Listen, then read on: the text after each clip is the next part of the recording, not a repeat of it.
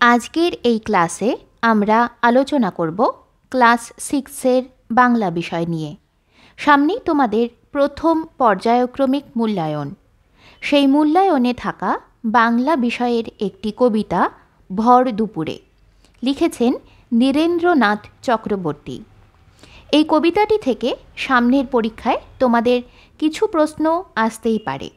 সেই রকমই অতি গুরুত্বপূর্ণ বেশ কিছু প্রশ্ন ও উত্তর তোমরা পেয়ে যাবে আজকের এই ক্লাসে।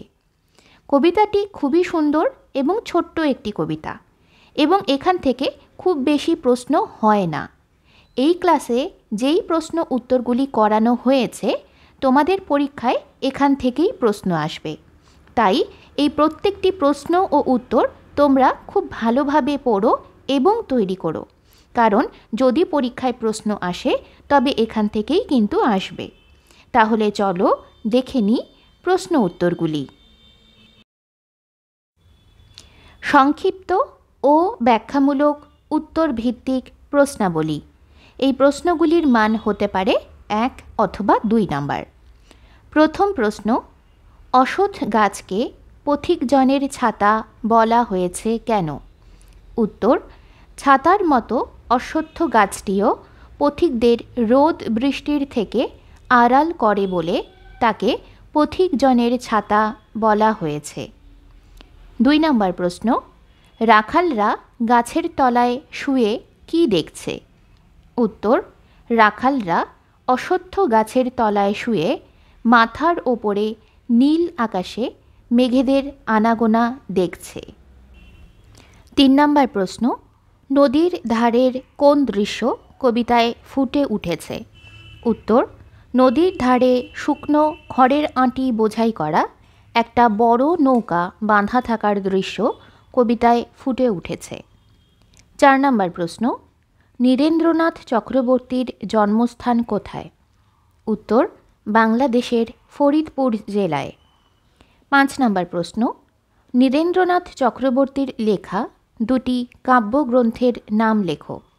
উত্তর, নীল নির্জন ও কলকাতার যিশু। 6 নম্বর প্রশ্ন, আদর করে পাতা। আদর করে কি পাতা আছে?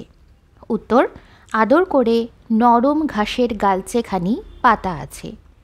7 নম্বর প্রশ্ন, কবি নীরেন্দ্রনাথ চক্রবর্তী কোন কাব্যগ্রন্থের জন্য একাডেমি পুরস্কার পেয়েছিলেন? উত্তর, উলঙ্গ রাজা কাব্যগ্রন্থের জন্য। 8 নম্বর প্রশ্ন, মেঘগুলো যায় আকাশটাকে ছুঁয়ে, কার চোখে এই দৃশ্য ধরা পড়েছে? উত্তর, গাছের তলায় নরম ঘাসে শুয়ে থাকা রাখালের চোখে আকাশ ছুঁয়ে মেঘদলের ভেসে বেড়ানোর দৃশ্য ধরা পড়েছে। 9 নম্বর প্রশ্ন, দেখছে রাখাল। রাখাল কি কি দেখছে? উত্তর, রাখাল গাছের তলায় শুয়ে মাথার ওপর নীল আকাশে মেঘের আনাগোনা দেখছে। 10 নম্বর প্রশ্ন, ভর দুপুরে কবিতায় নদীর ধারে বাঁধা নৌকাটি কি কাজে লাগানো হয়? উত্তর, নৌকাটি খড়ের আঁটি বওয়ার কাজে লাগানো হয়। 11 নম্বর প্রশ্ন, আঁচল পেতে কে ঘুমোচ্ছে? উত্তর, আঁচল পেতে বিশ্বভুবন অর্থাৎ সমগ্র প্রকৃতি ঘুমোচ্ছে।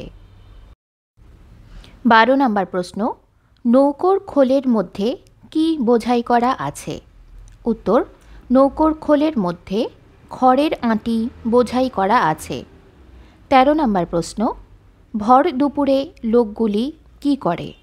উত্তর, ভর দুপুরে কবিতায় লোকগুলি অলস দুপুরে যে যার ঘরে ঘুমায়। 14 নম্বর প্রশ্ন, আঁচল পেতে বিশ্বভুবন ঘুমোচ্ছে এইখানে, কবির এমন ভাবনার কারণ কি? উত্তর, ভর দুপুরে কবিতায় কবি নীরেন্দ্রনাথ চক্রবর্তী এক অলস শান্ত গ্রাম্য দুপুরের ছবি এঁকেছেন।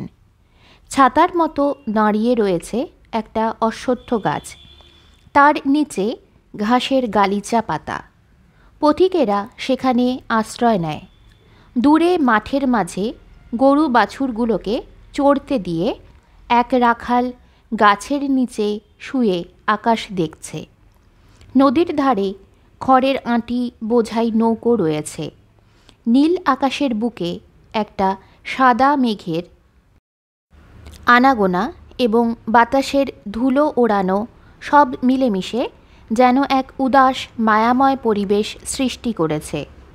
এই নির্জনতা সমগ্র পরিবেশটাকে আরও নিশ্চুপ করে তুলেছে।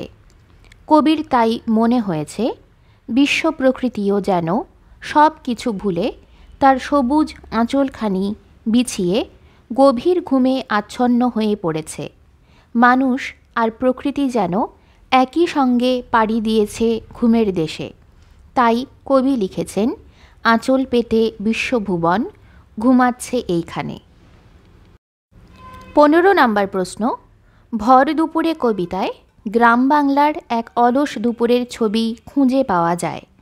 কবিতায় ফুটে ওঠা সেই ছবিটি কেমন, লেখো। উত্তর, ভর দুপুরে কবিতায় কবি নীরেন্দ্রনাথ চক্রবর্তী একটি আলস্য মাখা শান্ত গ্রাম্য দুপুরের বর্ণনা দিয়েছেন। গ্রীষ্মের দুপুরের ছবি আঁকতে গিয়ে প্রথমেই কবি একটি অশ্বত্থ গাছের কথা তুলে ধরেছেন। রোদ জলে ছাতা যেমন মানুষকে রক্ষা করে, তেমনভাবেই গ্রামের এই গাছটিও দারুণ গ্রীষ্মে পথ চলতি মানুষকে ছায়া দান করে।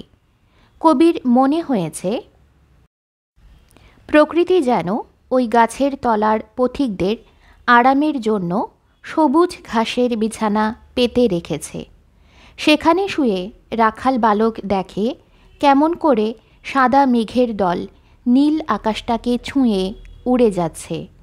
নদীর পাড়ে বাঁধা রয়েছে কাদের একটা খড় বোঝাই বড় নৌকো। নির্জন এই কর্মহীন দুপুরে বাতাসে উড়ছে মিহি সাদা ধুলো। এরকম অলস দুপুরবেলা গ্রামের লোকজন যে যার ঘরে গভীর ঘুমে মগ্ন। কবির মতে নিস্তব্ধ দুপুরের আলস্য ভরা মায়ার বাঁধনে বিশ্বভুবন বা বিশ্ব প্রকৃতিও যেন ধরা দিয়েছে। তার মনে হয়েছে এই ভর দুপুরে মানুষের মতো প্রকৃতিও যেন তার সবুজ আঁচলখানি পেতে শান্তিতে ঘুমোচ্ছে। এভাবেই কবি টুকরো টুকরো দৃশ্যের মধ্যে দিয়ে গ্রাম বাংলার অলস দুপুরের ছবি ফুটিয়ে তুলেছেন।